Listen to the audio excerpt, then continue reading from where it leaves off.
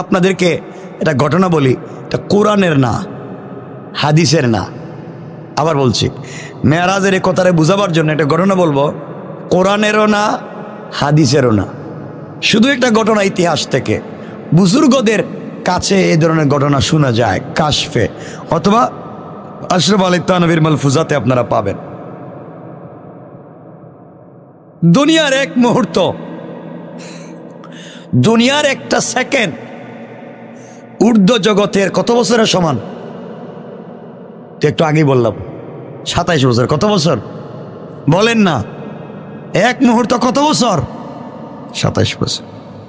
এই নিয়ে অবাক হয়ে একটা লোক নবীজির কাছে গিয়ে জিজ্ঞাসা করলো, এ মুহাম্মদ, আপনি যে বললেন এগুলো আপনি গেলেন আইলেন, কি হাবিজাবি বললেন, এগুলো বিশ্বাস করি না। আপনি মেরাজে গেছেন, গেলেন আসলেন, সব দেখলেন, এক মুহূর্তে সম্ভব? নবীজি বলেন সম্ভব। লোকটা বলছে আমি বিশ্বাস করি না। নবীজি বলেন করলে কি আর না করলে কি, আমি তো গেছি। সুবহানাল্লাহ নাই।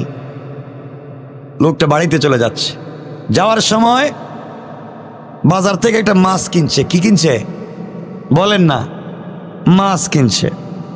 মাছটা স্ত্রীর সামনে দিয়ে বলছে, তুমি মাছটা তাড়াতাড়ি রান্না করো, ভালো করে রান্না করো, ভুনা করো, আমি গোসল করে আসতেছি নদী থেকে, আসলে আমরা একসাথে খাব।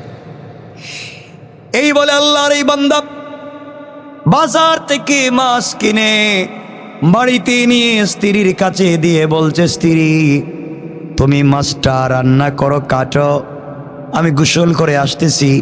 এই বলে লুঙ্গি হাতে নিয়ে, কাপড় হাতে নিয়ে নদীর পাড়ে রেখে সে নদীতে ডুব দিল গোসল করবার জন্যে।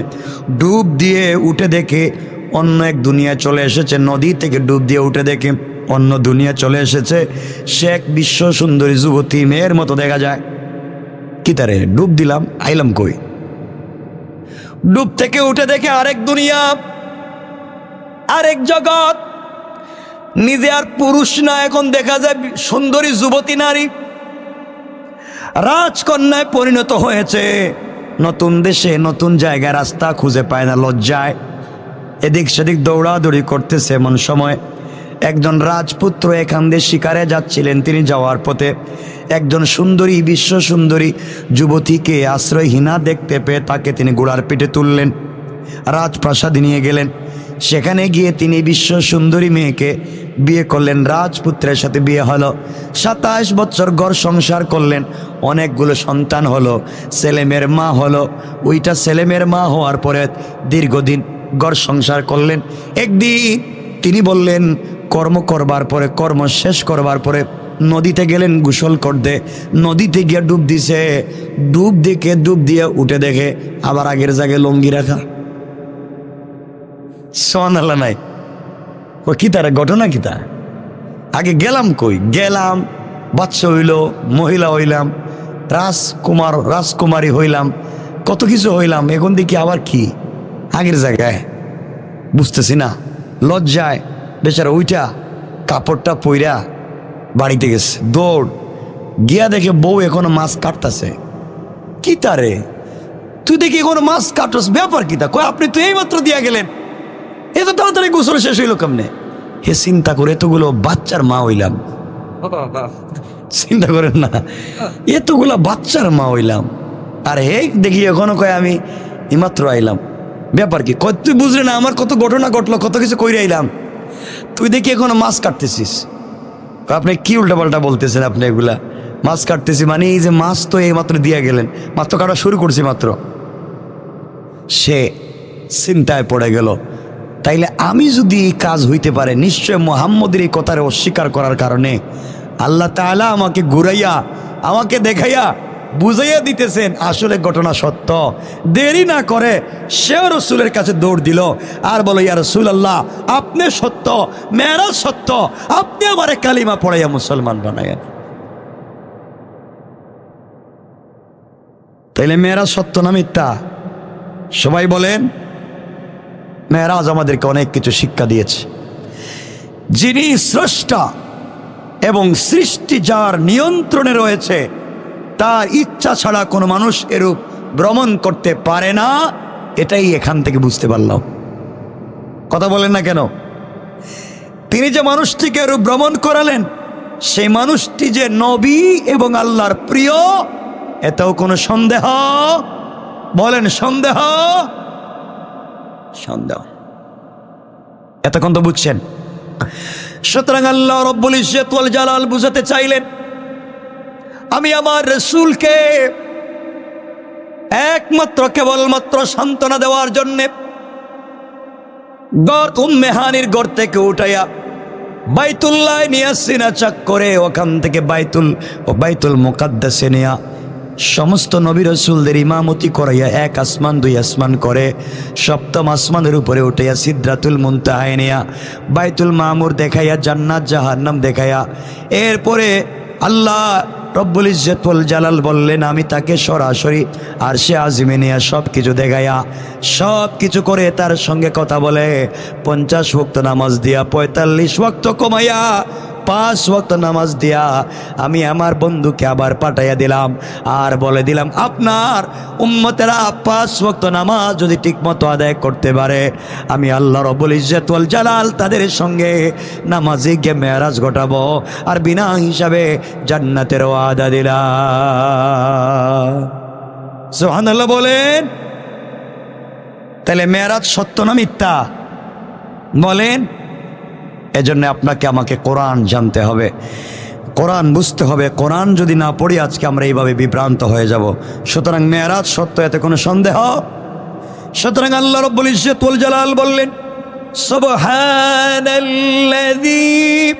আসরা বিআবদিহি লাইলাম মিনাল মাসজিদিল হারামি إلى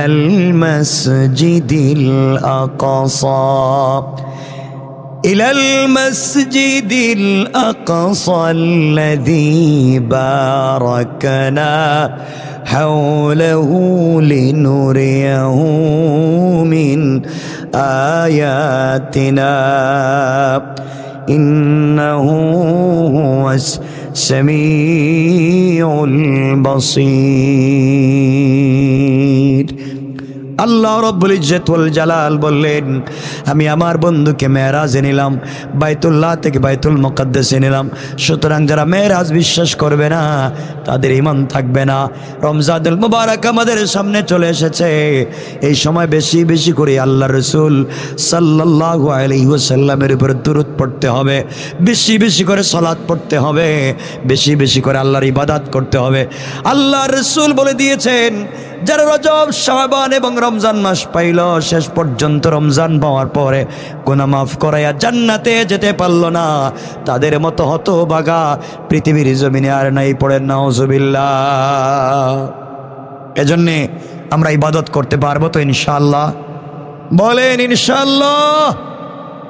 আল্লাহ আমাদের কবুল করুক, সবাই বলেন আমিন। আমার মুসলমান বন্ধুগণ, গভীর মনোযোগ। আল্লাহর পয়গম্বর, আখেরি জামানার নবী, সরকারে কায়নাত, দো জাহানের সরদার, নবী রহমত জনাব মুহাম্মদ রাসূলুল্লাহ সাল্লাল্লাহু আলাইহি ওয়াসাল্লাম কে আল্লাহ তাআলা 50 ওয়াক্ত সালাত দিয়ে বললেন, বন্ধুরে, আমি পৃথিবীতে কোন নবীকে ভালোবেসে এত কিছু দেই নাই, তোমার উম্মতকে জান্নাতে নিতে চাই, এই জন্যে আমি আল্লাহ 50 ওয়াক্ত সালাত দিয়েছি। নবীজি জানতে চাইলেন, আল্লাহ তাআলা আমার উম্মত যদি সালাতটুকু আদায় করে, সত্যি বলেন তো আপনি জান্নাত দিবেন কিনা? আল্লাহ ডাক দিয়া বললেন, বন্ধু আমার, দুনিয়ার জমিনে তোমার উম্মতেরা যদি পাবলিকের হক নষ্ট না করে, গুনাহ থেকে মুক্ত হয়ে আমার সালাত আদায় করে, আল্লাহ রাব্বুল ইজ্জত ওয়াল জালাল বললেন, আমি ওয়াদা দিলাম বন্ধুরে, তোমার উম্মত ইন্তেকাল করতে দেরি হবে, আমি আল্লাহ তাদেরকে জান্নাত দিতে আমি আল্লাহর 1 মিনিটও দেরি হবে না। জোরে বলেন। এই নামাজের মাধ্যমে তারা যা চাইবে তাই পাইবে। সিজদায় গিয়ে আমি আল্লাহর কাছে যা চাইবে তারা তাই আদায় করতে পারবে। সুতরাং উম্মত যদি নামাজে গিয়ে আল্লাহর কাছে কিছু বলে, আল্লাহ রাসূলকে আল্লাহ জানিয়ে দিলেন, বন্ধু আমার, দুনিয়ার জমিনে কোন জিনিস দিয়ে আমাকে দুর্বল করা যায় নাই, দুনিয়ার কোন জিনিস দিয়ে আমাকে খুশি করা যাবে না। আসমানে জমিনে যা কিছু আছে সব যদি আমাকে দিয়ে দেওয়া হয়, এরপরেও আমি আল্লাহ যতটুকু সন্তুষ্ট হব না। কোন বান্দা যদি আমার কদমে সিজদায় পড়ে একটা বার সুবহান রাব্বিয়াল আলা বলে, আমি আল্লাহ তার চাইতে বেশি খুশি হয়ে যায়। জোরে বলেন। এবার আমার রাসূল 50 ওয়াক্ত সালাত নিয়ে আসতে লাগলেন। ষষ্ঠ আসমানে আসার পথে হযরতে মুসা কালিমুল্লাহর সঙ্গে দেখা হলো। মুসা কালিমুল্লাহ আল্লাহর রাসূলকে ডাক দিয়া বললেন, ও পয়গম্বরে আরবি, আল্লাহর সঙ্গে দেখা করতে গিয়েছেন, আল্লাহ আপনাকে কি দিয়েছেন, আপনার উম্মতকে কি দিয়েছেন? আমার নবীজি জবাব দিলেন, পয়গম্বর মুসা, আল্লাহ তাআলা আমার উম্মতকে ভালোবেসে 50 ওয়াক্ত নামাজ উপহার দিয়েছে। জোরে বলেন না সুবহানাল্লাহ। আমার বন্ধুগণ, রাসূল সাল্লাল্লাহু আলাইহি ওয়াসাল্লামের কথা শুনে হযরতে মুসা আলাইহিস সালাতু ওয়াস সালাম বলতে লাগলেন, আমার উম্মত আল্লাহর হুকুম না মানার কারণে জাহান্নামী, আমার উম্মত অধিকাংশ জাহান্নামী আমায় আল্লাহর হুকুম না মানবার কারণে। আর আপনার উম্মতকে আল্লাহ 50 ওয়াক্ত নামাজ দিয়েছেন, ওরা একটাও জান্নাতে যাবে না, সবগুলা জাহান্নামে যাবে। কারণ আমার অভিজ্ঞতা থেকে বলছি, একটাও নামাজ আদায় করতে পারবে না, আল্লাহ তাদেরকে জাহান্নাম দিবেন। আমার নবী উম্মতের কত দয়ালু, আমার নবী উম্মতের কত মায়ার ভালোবাসা। এখান থেকে আবার আল্লাহর কাছে গেলেন, আল্লাহকে ডাক দিয়া বলছেন, আল্লাহ তাআলা, আপনি আমার উম্মতকে যে নামাজ দিয়েছেন, সালাত দিয়েছেন, 50 ওয়াক্ত নামাজ তো ঠিক মতো আদায় করতে পারবে না, আমার উম্মতগুলা জাহান্নামে চলে যাবে, কি করা যায়? আল্লাহ রব্বুল ইজ্জত ওয়াল জালালকে বলছেন, আপনি কমাইয়া দেন। আল্লাহ রব্বুল ইজ্জত ওয়াল জালাল 5 ওয়াক্ত নামাজকে কমাইয়া দিলেন। কোন সুবহানাল্লাহ। কয় ওয়াক্ত? সবাই বললেন না। আমার বন্ধুগণ, এবার মুসা আলাইহিস সালাত আবার রাসূল বেক করতে লাগলেন। আবার ষষ্ঠ আসমানে আসার পরে মুসার সঙ্গে দেখা।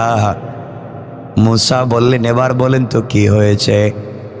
আমার নবীজি বললেন, মুসা, আল্লাহ 5 ওয়াক্ত কম দিয়েছেন, 45 ওয়াক্ত দিয়েছেন। এবার মুসা হাউমাউ করে কাঁদতে লাগলেন আর বললেন, নিশ্চয় আমার উম্মতেরা 1 ওয়াক্ত নামাজ 2 ওয়াক্ত নামাজ পড়ে নাই, আর আপনার উম্মত 45 ওয়াক্ত সম্ভব না, পড়বে না। আপনাকে অনুনয় বিনয় করে আপনাকে বলছি, উম্মতকে যদি জান্নাতে নিতে হয়, আপনি আবার আল্লাহর কাছে যান, আল্লাহকে গিয়ে বলেন তিনি যেন নামাজকে কমায়া দেন। আমার নবী উম্মতের কত দরদি। আবার তিনি উপরের দিকে যেতে লাগলেন, আল্লাহর সঙ্গে কথা বলে বলছেন, আল্লাহ তাআলা, আমার উম্মত তো 45 ওয়াক্ত পড়তে পারবে না, আপনি আরো কমাইয়া দেন। এবার আল্লাহ আরো 5 ওয়াক্ত কমাইয়া দিলেন। 40 ওয়াক্ত নামাজ নিয়ে আমার নবীজি আসতে লাগলেন। ষষ্ঠ আসমানে আসার পরে আবার মুসার সঙ্গে দেখা। মুসা ডাক দিয়া বলছেন, কি এনেছেন? আমার নবীজি বললেন, 40 ওয়াক্ত নামাজকে আল্লাহ তাআলা বহাল রেখেছেন, 5 ওয়াক্ত করে 10 ওয়াক্ত নামাজকে কম দিয়েছেন।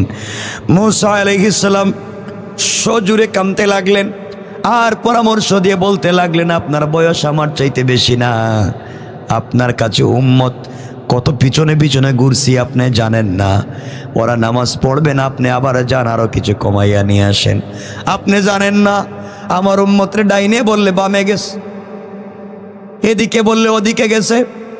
এত বিপদ আপদ থেকে বাঁচাইলাম, ফেরাউন থেকে বাঁচাইলাম, সাগরের মধ্য দিয়ে আল্লাহ রাস্তা করে দিলেন, ওপারে গেলাম। এরপরে যাওয়ার পরে তাদেরকে 12টা রাস্তা হলো, পানির ব্যবস্থা হলো, এত কিছুর পরেও আমারে তারা মানে নাই, আমার আল্লাহরে তারা মানে নাই। এক ওয়াক্ত নামাজ দিছিলাম, তাও তারা ঠিকমতো পড়লো না। তারা বাছুরের পূজা করতে লাগলো, গরুর বাচ্চা বানিয়ে পূজা করলো।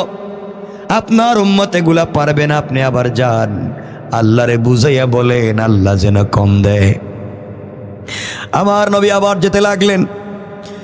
আমার নবী যাওয়ার পরে আল্লাহকে বললেন, আল্লাহ তাআলা আমার উম্মত মনে হয় 40 ওয়াক্ত নামাজ পড়তে পারবে না, আপনি আরো কমাইয়া দেন। আল্লাহ রব্বুল ইজ্জত ওয়াল জালাল কমাতে লাগলেন, কমাতে কমাতে বললেন, কতটুকুন কমাতে পারি? আল্লাহ রব্বুল ইজ্জত ওয়াল জালাল আরো 5 ওয়াক্ত কমালেন। কত ওয়াক্ত? কথা বলেন, কত রইছে? এবার নবীজি আসতে লাগলেন। মূসা বললেন, এবার কি করলেন? আমার নবীজি বলছেন, আল্লাহ আবার 5 ওয়াক্ত কমায়া দিয়েছেন, 35 ওয়াক্ত। নবীজিকে মূসা বলছেন, না না, আপনি বুঝতেছেন না, এখন পর্যন্ত আসল জায়গায় যায় নাই, একটাও জান্নাতে যাবে না, আপনি আবার যান। এভাবে যেতে যেতে 9 নম্বর বার যখন গিয়েছেন, আল্লাহর কাছে বলেছেন, আল্লাহ তাআলা আরো কিছু কমাইয়া দেন। আল্লাহ কমাইতে কমাইতে 45 ওয়াক্ত কমাইয়া দিলেন। বাকি আছে কত বলেন না? এবার আসছেন। মূসা কয় কি? কয়বার আস? কমাইতে কমাইতে 5 ওয়াক্ত বাকি আছে। দিছিলেন 50। উম্মতের যে ঠকানি দিছি আমি, এদের যে ক্ষতিটা করছি। মূসা বলছেন, ভাই আপনার আল্লাহর হস্তে লজ্জা হয় আমার, আপনি আবার যান, আরো কমাই আনেন। নবীজি বলেন, আল্লাহ যে আরে 5 করে কমাইতেছেন, এখন যদি যাই, যদি এই 5ও কমাইয়া দেয়, তাহলে কিচ্ছু নেই, খালি হাতে যাওয়া লাগবে। আমার উম্মতের জন্য আমি খালি হাতে যাইতে পারবো না, আমি আমার উম্মতরে ঠকাইতে পারবো না। মূসা বলেন, ঠকাইতেছেন কিনা জানি না, কিন্তু একটাও জান্নাতে যাইতো না।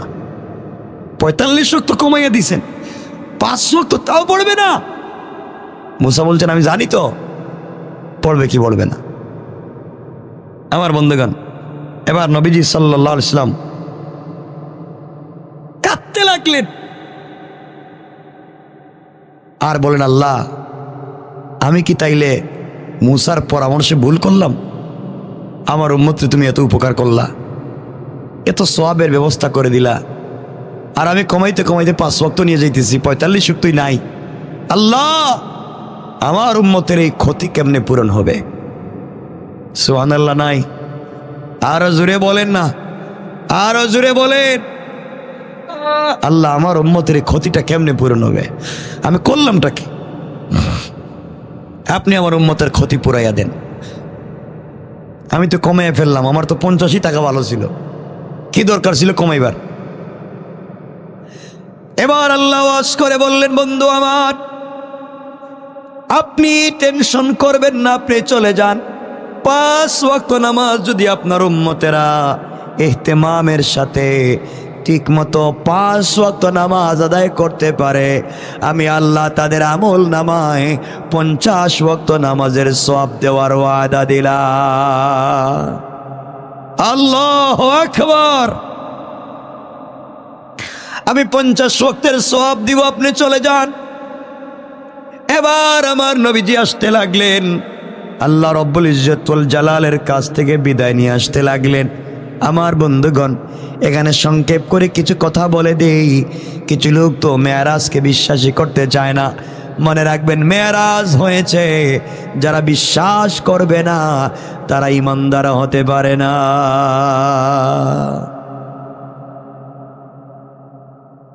এই যে নবীজি গেলেন, এই যাওয়ার সময়সীমা কত সময় ছিল? কথা কয় না, কত সময়?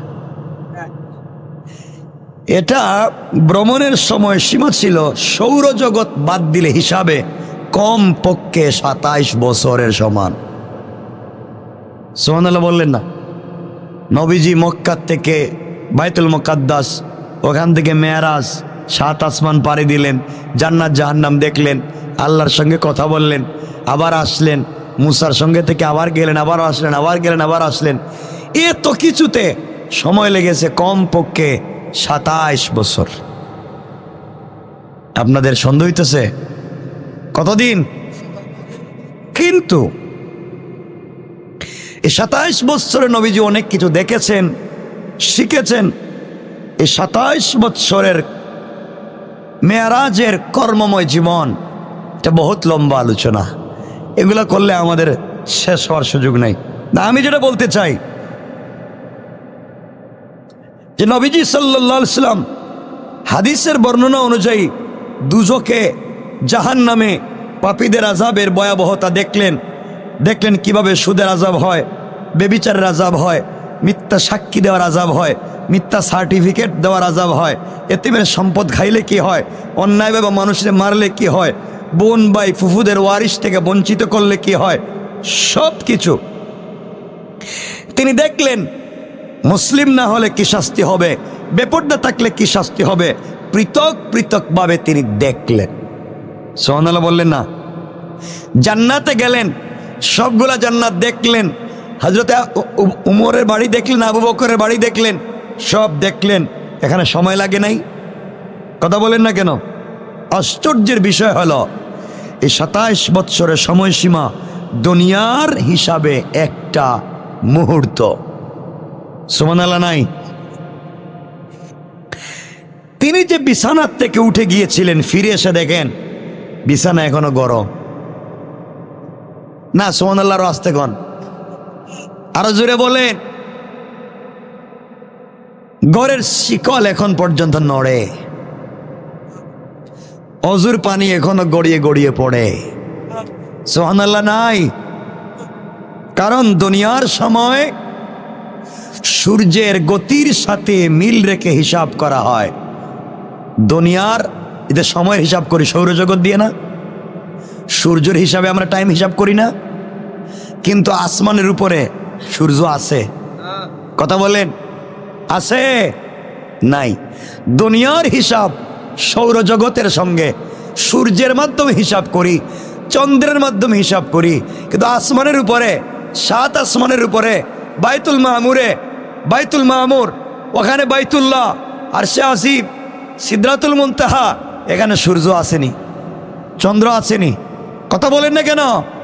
সুতরাং দুনিয়ার হিসাব এখানে কাজ করবে না।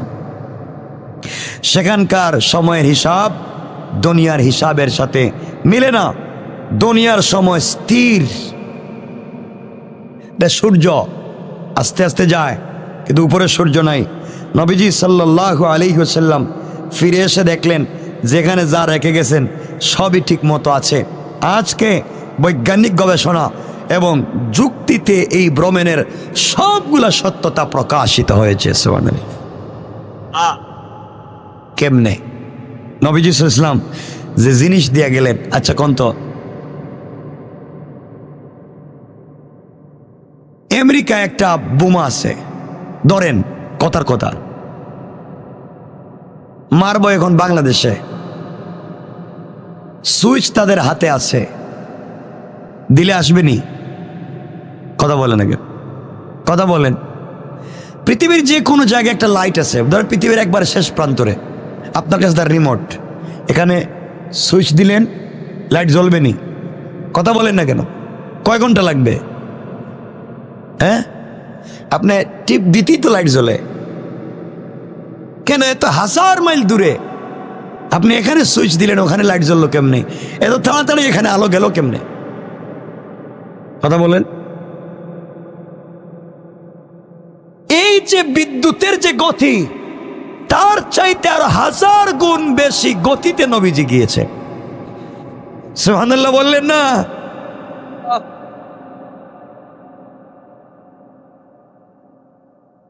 কোন মানুষকে আপনি একবার দেখলে চিনে ফেলেন কেন? চোখ যখন দেখে, দেখার সাথে সাথে সে ব্রেইনে সিগন্যাল দেয় যে আমি এই কালারের, এই রঙের, এই চোখ, এই কানওয়ালা একটা লুকরে দেখছি। দেখতো তোর মেমোরিতে আগে আসেনি এমন কোন লুকরে দেখছিস। চোখ যখন তার সে সাথে সাথে সিগন্যালটা মেমোরিতে দেয়, মেমোরি কো সিরি তো এটা বল্টু আগে দেখছিলাম। কথা বলেন না কেন? এই জন্য চিনতে পারি এটা আপনার ভাই, এটা আপনার বোন। চোখ দেখার সাথে সাথে সে ব্রেইনের কাছে দেয়, ব্রেইন ক্যাচ করে সাথে সাথে রিপোর্ট দিয়া দেয় আমি চিনি। কথা বলেন না কেন? যখন ব্রেইনে কাজ করে না, চৌকে দেখলেও দেখবেন কিছু লোক চিনে না। কথা বলেন না কেন? আমরা জিগে আমি অমুক, আমার দেখছেন, আমার চিনেননি, ও তাকাইতেছে কিন্তু আপনারে চিনে না। এর অর্থ হলো তার সেই সিগন্যাল ব্রেইনে কাজ করতেছে না। কথা কি বুঝতে পেরেছেন আমার বন্ধুগণ? নবীজি সাল্লাল্লাহু আলাইহি ওয়াসাল্লাম এসে আবার কাবা ঘরে নামাজ পড়ার জন্য বের হলেন। সুবহানাল্লাহ বললেন। পথে কিছু আশ্চর্য ঘটনা ঘটেছে। এগুলোই যে মেরাজ সত্য, এগুলো বুঝাবার জন্য কথাগুলো বলছি। পথে নবীজির কিছু আশ্চর্য ঘটনা ঘটেছে। আমার মুসলমান বন্ধুগণ, আল্লাহর নবী ঘর থেকে বের হলেন, ফজরের সালাতে যাবেন কাবা ঘরে। কিছু দূর যাওয়ার পরে তিনি দেখতে পেলেন একজন বৃদ্ধা মহিলা কাঁদতে কাঁদতে বসে কান্না করতেছে। জিজ্ঞেস করলেন, মা আপনি কান্না করেন, কি হয়েছে আপনার? বৃদ্ধা ডাক দিয়ে বলছে, আপনি কি আমার কথা শুনবেন? আল্লাহর পয়গম্বর সরকারে কায়নাত ডাক দিয়া বললেন, বৃদ্ধা মারে আপনি বলেন তো কেন আপনি কান্না করেছেন, আমার কাছে বলেন। বৃদ্ধা ডাক দিয়া বলছেন, আমি এক ইহুদির বাড়িতে কাজ করি। আজ আমি অসুস্থ এবং শারীরিকভাবে অনেক দুর্বল। আমি অসুস্থ এবং দুর্বল, এই জন্য কাজে যেতে বিলম্ব হয়ে গিয়েছে। ইহুদির বাড়িতে আমি আরো আগে কাজে পৌঁছে যাই, আজ আমাকে যেতে একটু দেরি হয়ে গিয়েছে, এই জন্যে কান্না করি। কারণ সে আমাকে রাখবে না, বের করে দিবে, অথবা আমাকে আঘাত করবে, আমাকে মারবে। কেন সময় মতো কাজে গেলাম না? নবীজি সাল্লাল্লাহু আলাইহি ওয়াসাল্লাম বললেন, তুমি কেঁদো না, আমি তোমার সঙ্গে এই মুহূর্তে ইহুদির বাড়িতে যাব।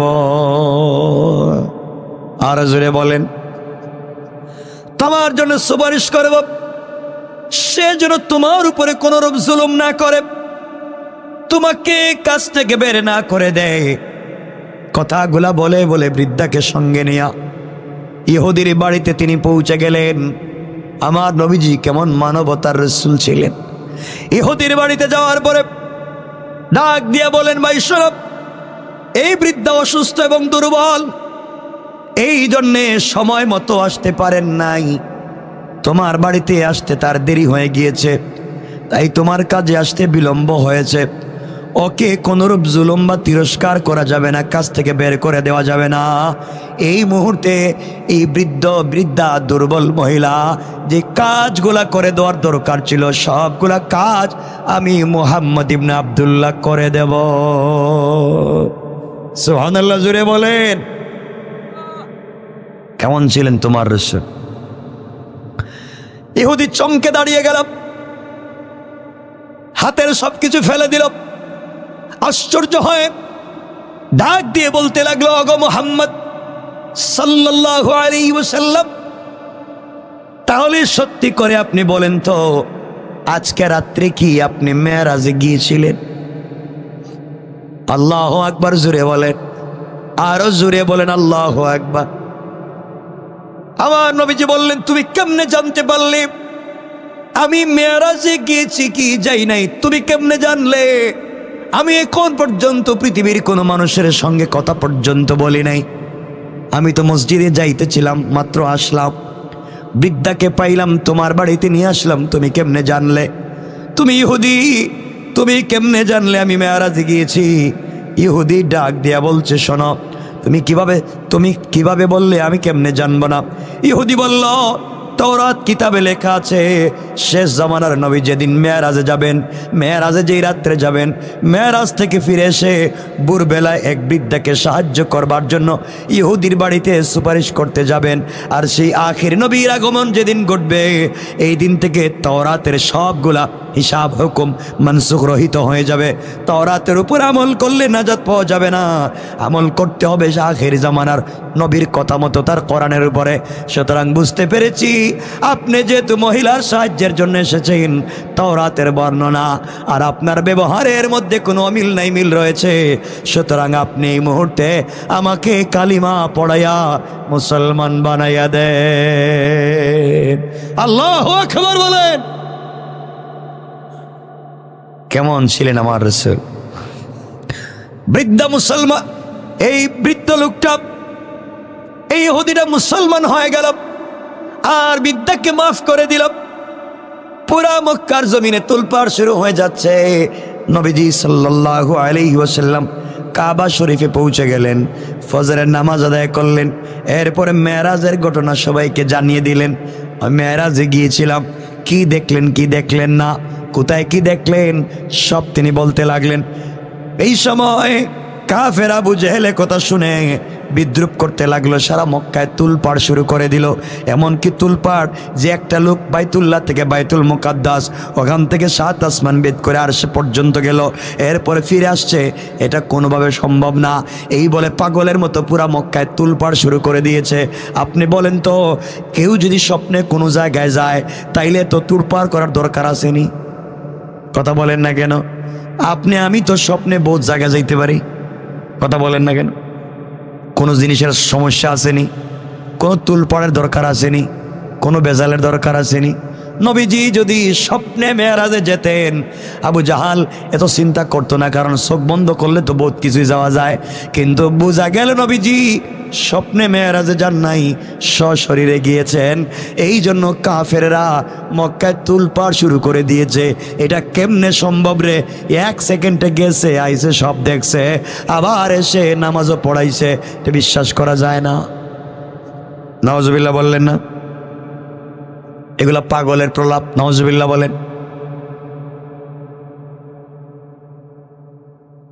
আবু জাহাল আস্তে আস্তে করে চিন্তা করলে এই কথাগুলো কারে বলা যায়? চিন্তা করলো মুহাম্মদের সব থেকে ঘনিষ্ঠ বন্ধুর নাম, কথা বললেন না, হযরতে আবু বকর সিদ্দিক রাদিয়াল্লাহু তাআলা আনহু। যাই আবু বকররে দেখি বুঝাই আনি, ফিরাই আনা যায়, এমন পাগলের কথা কেমনে শোনা যায়? আবু বকরের বাড়িতে গিয়ে হাজির, আর দলবল নিয়ে হাজির। আবু বকর বলেন, এত সকালবেলা আবু জাহাল আমার বাড়িতে কেন? আবু জাহাল বলতেছে, এতদিন যাকে আমরা পাগল বলতাম তাকে এখন তুমি পাগল বলতে বাধ্য হবে, কারণ সে যেসব কথা বলে পাগলের কথা ছাড়া কিছুই না। সে বলেছে 7 আসমান বেদ করে আসে আজিমে গেছে, আল্লাহর সঙ্গে দেখা করছে, জান্নাত জাহান্নাম দেখছে, সব দেখে আবার নাকি ফিরে আসছে, এটা কি বিশ্বাস করা যায়? সিদ্দিক আকবর জিজ্ঞেস করলেন, কার কথা বলো? কে? সেই লোকটাকে আবু জাহেল বলল, আর কার কথা? এই যে কে, এই যে কে, কই তো পাগলটা? আবু বকর বললেন, মিয়া এইটা পাগলটা কোন নাম নাই?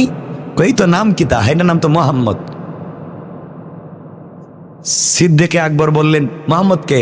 কই যে তোমার বন্ধু মোহাম্মদ, যেটা হে আজকে রাত্রে নাকি মেরাজে গেছে, জান্নাতে গেছে, জাহান্নাম দেখছে, সিদরাতুল মুনতাহা গেছে, আর সে মহল্লা গেছে, বাইতুল মামুর গেছে, জান্নাত জাহান্নাম দেখছে, সব ঘুরাইয়া আবার আইসা নাকি নামাজ পড়াইতেছে।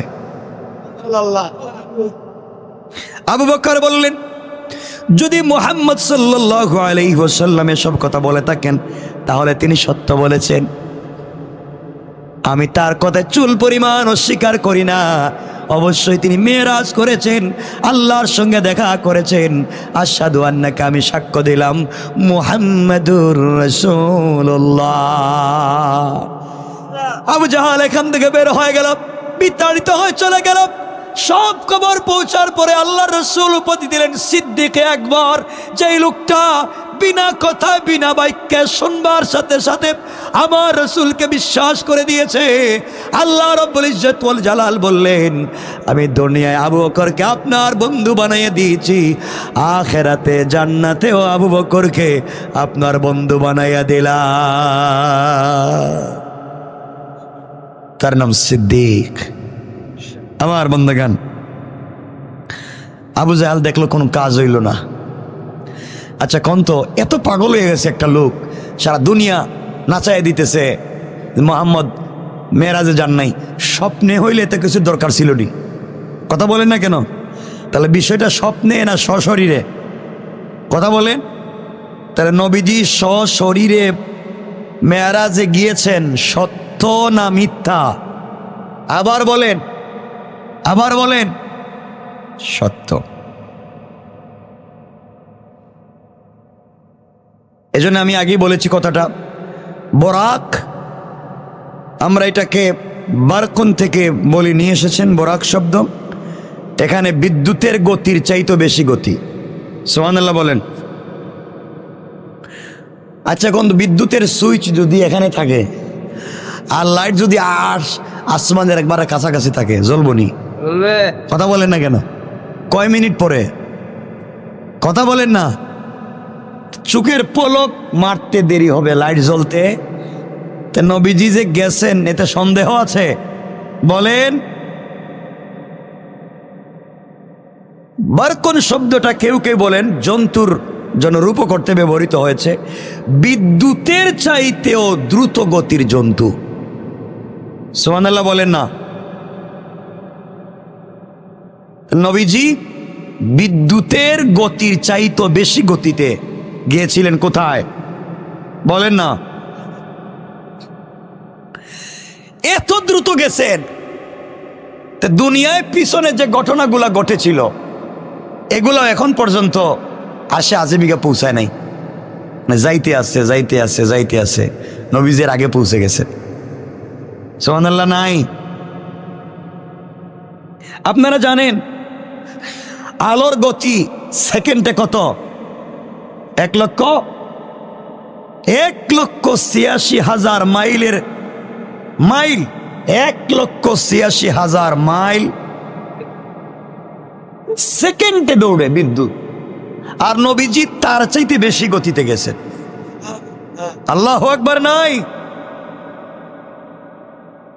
এজন্যে আল্লাহ আমার রাসূলকে বলেছেন, আলাম তারা কাইফা ফাআলা রাব্বুকা বিআসহাবিল ফিল। আপনি দেখেননি রব হাতি বাহিনীর সাথে কি করছেন? তো নবীজি দেখবেন কেমনে? তখন তো মার পেটে ছিলেন। হাতি বাহিনীর যখন ঘটনা ঘটে নবীজি তো মার পেটে, তিনি জানবেন কেমনে? তা আল্লাহ বললেন দেখেননি? এখান থেকে এই ব্যাখ্যা হতে পারে যে এই ঘটনা যে ধ্বংসস্তূপ, এখন এগুলো আল্লাহর কাছে পৌঁছায়নি, নবীজি যাওয়ার সময় রাস্তা দেখে গেছেন। সুবহানাল্লাহ বললেন না? আবার আল্লাহ কোন জায়গায় বলেছেন, আলাম তারা কাইফা ফাআলা রাব্বুকা বিআদ। আদ জাতিকে যে আমি ধ্বংস করছি দেখেননি? নবীজি দেখবেন, কই সময় তো তার জন্মই ছিল না, অস্তিত্বই ছিল না। এর অর্থ হলো এই ধ্বংসের খবর এখনো ফেরেশতারা নিয়ে যাইতেছে, রাসূল রাস্তায় দেখছে। সুবহানাল্লাহ বললেন না? কত কিছুর ব্যাখ্যার জায়গা আছে। কোরআন পড়েন, কোরআনকে বুঝেন। এমনকি নবীজি যাওয়ার সময় দেখলেন অনেক কিছুই দেখলেন। কি দেখলেন? কত কিছু। ফেরাউনের কাজের বুয়া যে ছিল, কাজের বুয়া, তার ফেরাউনের মেয়ের কাজের বুয়া, কি নাম? আসিয়া। আসিয়া কিটা? আসিয়া তার বউর নাম। কি নাম? কি নাম? আসিয়া কয়। কাজের বুয়ার নাম কি? আবার কয় আসিয়া কয়। হ্যাঁ, মাসলা কি কয় এরা? এত ওয়াজ করলাম এখানে, এটাই বুঝে গেলেন। কি নাম? মাশেতা না মাসতা? বলে গেছেন আপনারা? এত ওয়াজ করলাম এখানে। নবীজি দেখলেন একটা জায়গা থেকে জান্নাতুল ফিরদাউসের গ্রান আসতেছে। জিবরাইলকে বলছেন, জিবরাইল আর কই নিয়ে যাইবা? এখানেই তো জান্নাতের গ্রান। জিবরাইল বলছেন, ইয়া রাসূলুল্লাহ, এটা জান্নাত না, এটা ফেরাউনের কাজের বুয়ার কবর থেকে জান্নাতের ঘ্রাণ আসছে।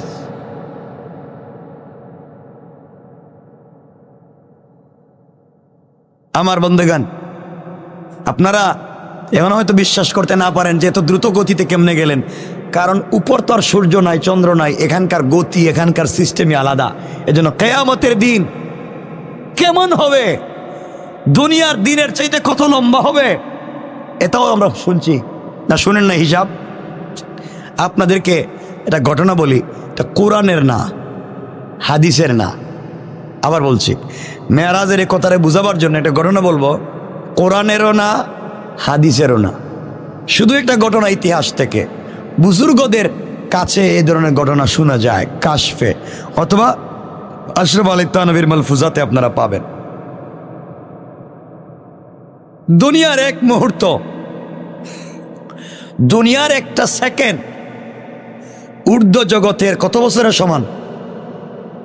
তো একটু আগেই বললাম 27 বছর। কত বছর বলেন না?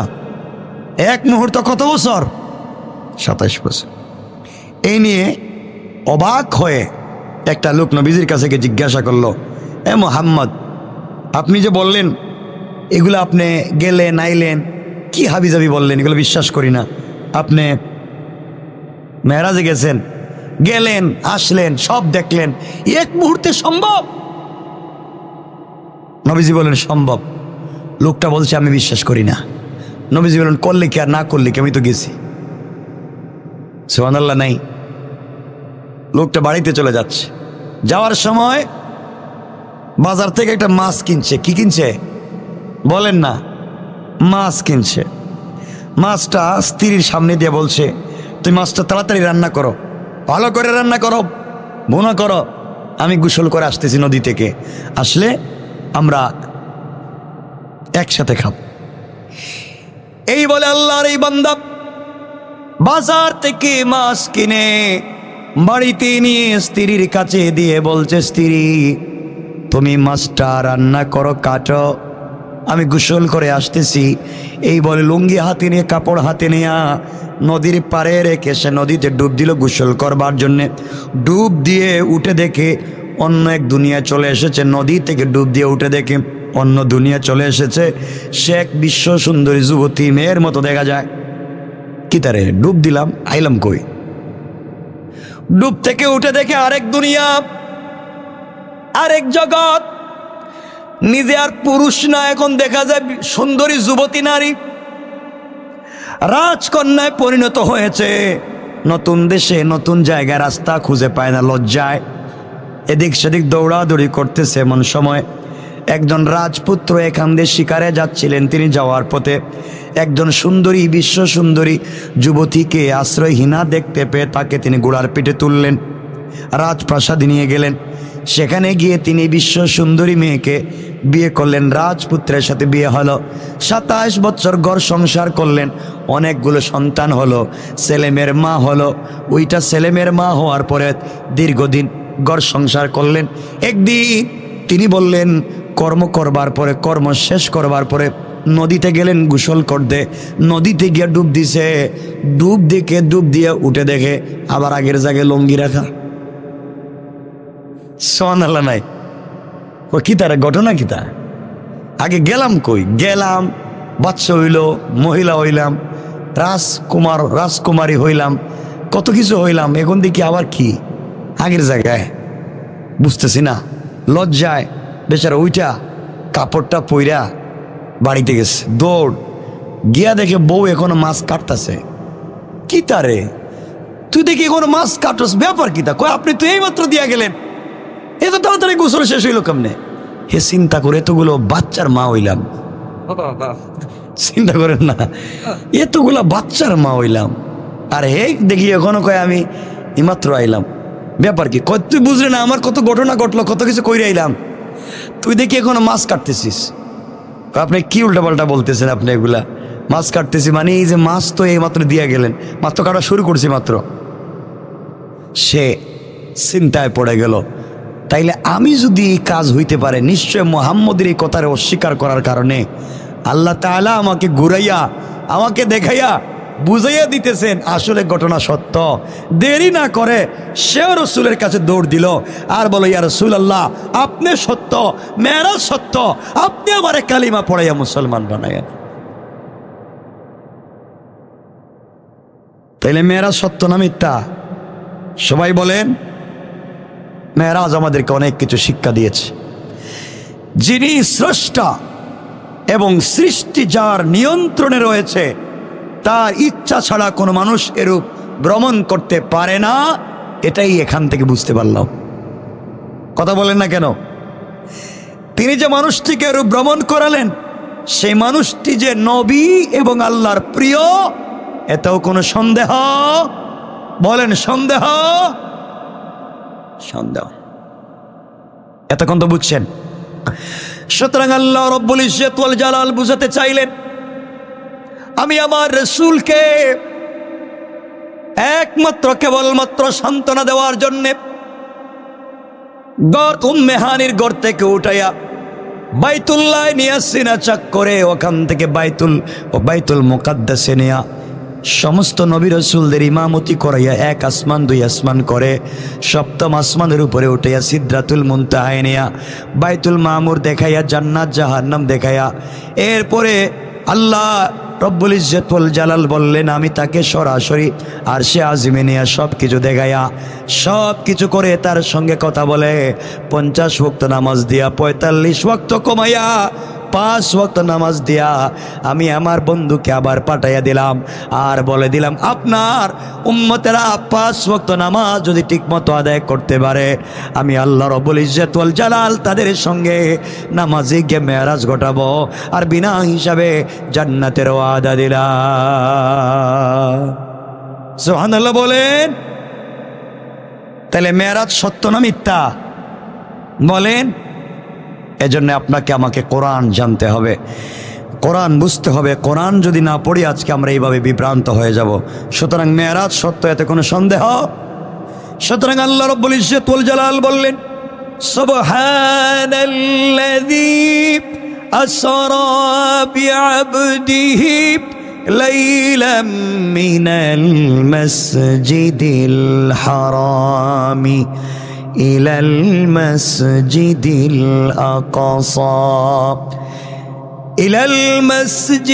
الأقصى الذي باركنا حوله لنريه من آياتنا إنه هو السميع البصير। আল্লাহ রাব্বুল ইজ্জত ওয়াল জালাল বললেন, আমি আমার বন্ধুকে মেরাজে নিলাম, বাইতুল্লাহ থেকে বাইতুল মুকাদ্দাসে নিলাম। সুতরাং যারা মেরাজ বিশ্বাস করবে না তাদের ঈমান থাকবে না। রমজানুল মুবারক আমাদের সামনে চলে এসেছে। এই সময় বেশি বেশি করে আল্লাহর রাসূল সাল্লাল্লাহু আলাইহি ওয়াসাল্লামের উপর দুরূদ পড়তে হবে, বেশি বেশি করে সালাত পড়তে হবে, বেশি বেশি করে আল্লাহর ইবাদত করতে হবে। আল্লাহর রাসূল বলে দিয়েছেন, যারা রজব শাবান এবং রমজান মাস পাইল, শেষ পর্যন্ত রমজান পাওয়ার পরে গুনাহ মাফ করাইয়া জান্নাতে যেতে পারল না, তাদের মতো হতভাগা পৃথিবীর জমিনে আর নাই। পড়েন নাউজুবিল্লাহ। এজন্যে আমরা ইবাদত করতে পারবো তো ইনশাআল্লাহ? বলেন ইনশাআল্লাহ। আল্লাহ আমাদের কবুল করুক। সবাই বলেন আমিন। আর লম্বা করবো না, আজকে অনেক সময় হয়ে গেছে, 10টা হয়ে যেতেছে। আমার তো আরও কাজ আছে, কেউ উঠবেন না, বসেন। সবার জন্য দিল থেকে দোয়া থাকবে। আমরা 3 পর্বে 3 সপ্তাহে আমরা মেরাজকে শেষ করলাম। এখন তো মেরাজ সম্পর্কে পরিষ্কার ধারণা ঠিক আছে তো? কোনো সন্দেহ আছে? আল্লাহ আমাদের হেফাজত করুক, ইমান বাঁচাক। বলেন আমিন। রমজানের কদর করবেন। আমি চেষ্টা করবো আগামী জুমা থেকে রমজানের ধারাবাহিক কিছু আলোচনা নিয়ে আসা। রমজানটা কেন, রমজানে আমাদের কল্যাণ কি, এইটা নিয়ে একটা ধারাবাহিক আলোচনা নিয়ে আসতে। আল্লাহ যদি আমাদেরকে বাঁচায় রাখেন, সুস্থ রাখেন, সুযোগ দেন, সবার পরে না আমিন। মূল বিষয় এখানে রেখে দিলাম। মেরাজ এখানেই শেষ। আমরা দোয়া করব। আপনাদের কাছে আমি দোয়ার মোহতাজ। দিল থেকে আমার জন্য আপনারা দোয়া করবেন। আল্লাহ যেন আসমানি জমিনি মুসিবত থেকে বাঁচায়, জমিনের ফিতনা ফাসাদ থেকে বাঁচায়। আমিও আপনাদের জন্য মন খুলে দোয়া কর। মনে রাখবেন, আজকে শাবানের প্রথম জুমা বার শেষ হয়ে রাত্র চলে যাচ্ছে। দোয়া কবুল হওয়ার সময় আমরা একে অপরের জন্য দোয়া করব ইনশাআল্লাহ। বলেন ইনশাআল্লাহ। দোয়ার আগে আপনাদেরকে ছোট্ট একটা কথা বলতে চাই। আমাকে 2 সপ্তাহ থেকে বলতেছেন, আমি নিজে দেখলাম, মোবাইলে দিল, আমাকে আয়শা দিয়ে গেল। আমাদের এক ভাই, ওনারা একটা মসজিদ করছেন, মসজিদ ওয়াল তুলছে, ওয়াল ওয়াল বুঝেন তো, দেওয়াল দেওয়াল তুলছে মসজিদের, কিন্তু উপরে টিন লাগাইতে পারে নাই। এটা ছাদ দেওয়ার মতো তৌফিক নাই। আমি আমার জায়গা থেকে তো সবসময় চেষ্টা করে যাই। টিন কত বান বলছিল? 12 বান, 12 বান বলছিলাম না? 12 বান, 12 বান বুঝেননি আপনারা? 12 বান, 12 কমপক্ষে 12 বান টিন লাগবে মসজিদের ছাদে, মসজিদের উপরের জন্য। হ্যাঁ, তারা নামাজ পড়বে, নামাজ পড়তে পারতেছে না, রমজান আসছে, তারাবি পড়তে পারবে না। এই সুযোগটাকে আমরা কাজে লাগাতে পারি। এক বানের দাম কত? 7-8 হাজার। একটু মোটামুটি একটু ভালো টিন নিলে কত জানি না আমি। হ্যাঁ হ্যাঁ, যাই হোক,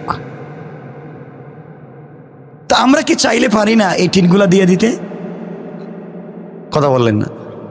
পারি না? আমরাই তো পারি। আমরা নামাজ পড়বো এসিতে আরামে, আর হেরা বৃষ্টিতে ভিজবে, নামাজ পড়তে পারবে না। আর রাসূল বলছেন, মান বানা লিল্লাহি মাসজিদান বানাল্লাহু লাহু বাইতান ফিল জান্নাহ। কেউ যদি মসজিদে একটা ইটের টুকরা দেয়, মানে কেউ যদি মসজিদে 5 টাকা পরিমাণ, 1 টাকা পরিমাণ কোনো জিনিস দান করে, আল্লাহ তার জন্য জান্নাতে 6600 তলা বিল্ডিং বানাইয়া দিবেন। আমরা এই মুবারক সময়ে, রমজান সামনে, আল্লাহ কবুল করবেন, আল্লাহ মাফ করে দিবেন, আমাদেরকে সুযোগ দিবেন। একটা মসজিদের টিন হবে, শত শত মানুষ এখানে নামাজ পড়বে, ওরা এখানে শান্তিতে নামাজ পড়বে, আর আমরা এখানে বসে বসে সওয়াব পাবো। এই সুযোগ করে দিতে পারি না? কেউ আসেননি? কি বলবেন এখানে যে হুজুর আমি নগদ না, তো 2 সপ্তাহে দিয়ে দিলেই চলবে, আগামী সপ্তাহ, পরের সপ্তাহ, এরপরে আর সময় নেই, দিয়ে দিলে আগামী সপ্তাহ।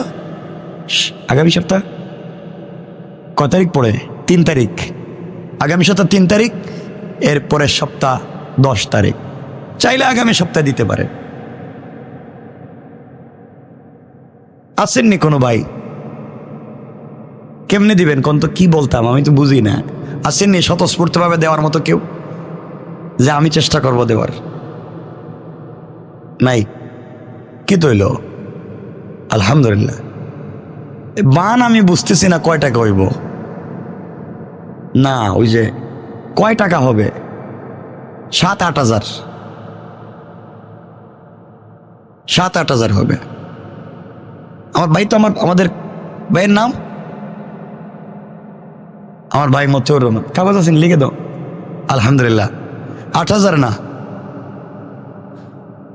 ভাই, বাইরে লোক আমার কাছে দিও না, এখন রাখো, আমার কাছে দিও না। ভাইয়ের নাম 8 হাজার। 8 না, কত দিতে পারবেন? ভাইয়ের নামটা লেখো তো, মতিউর রহমান ভাই। যান, এখানে যান, আপনি যান, আর নাম্বারটা লিখে রাখবেন। কত লিখতাম? 1 বান কত আসবে? যা আসবে, অন্তত যা সেটা বুঝতে তৈব আমি। তাহলে 8 হাজার লিখে রাখেন ভাইয়ের নামে। হ্যাঁ, আরো বেশি থাক, ওটা আমি জানি না। 1 বান, ঠিক আছে, টাকাটা লিখে রাখো। আর ওই আমার বাবার নাম লেখো। আমি বলছি তোমার এটা আমি এখানকার জন্য আমি দিব, আমার ব্যক্তিগত পক্ষ থেকে আমি বলছি, এটা আমি সামনে বলা, আমি তো